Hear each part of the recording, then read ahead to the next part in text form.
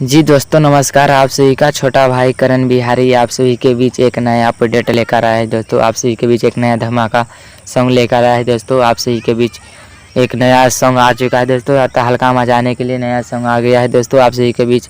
आप सभी लोग ये गाना अभी तक नहीं सुने होंगे दोस्तों, तो ये गाना आपको इस वीडियो के नीचे डिस्क्रिप्शन में आप सभी को लिंक मिल जाएगा दोस्तों। जी दोस्तों, तो आप तक अभी तक हमारे चैनल को नहीं सब्सक्राइब किए होंगे दोस्तों। जी दोस्तों, तो हमारे चैनल को अभी तक आप लोग सब्सक्राइब नहीं किए होंगे तो हमारे चैनल को सब्सक्राइब कर लीजिएगा दोस्तों, क्योंकि आप सभी को देखने को मिलेगा, सुनने को मिलेगा दोस्तों। आप सभी को ऐसा ही वीडियो आप सभी को देखने को या सुनने को मिलेगा दोस्तों। जी दोस्तों, तो ये गाना का नाम है दोस्तों ये दूसरा से फंस नहीं गे। ये गाना का नाम है दोस्तों। ये गाना गाए हैं दोस्तों अनुरुद्ध चौहान जी ने गाना गाए हैं दोस्तों। गाना जो लिखे हैं दोस्तों योगी जी ने गाना लिखे हैं दोस्तों। ये गाना रिलीज हो चुका है दोस्तों, से पूरा फिल्म से रिलीज हो चुका है दोस्तों।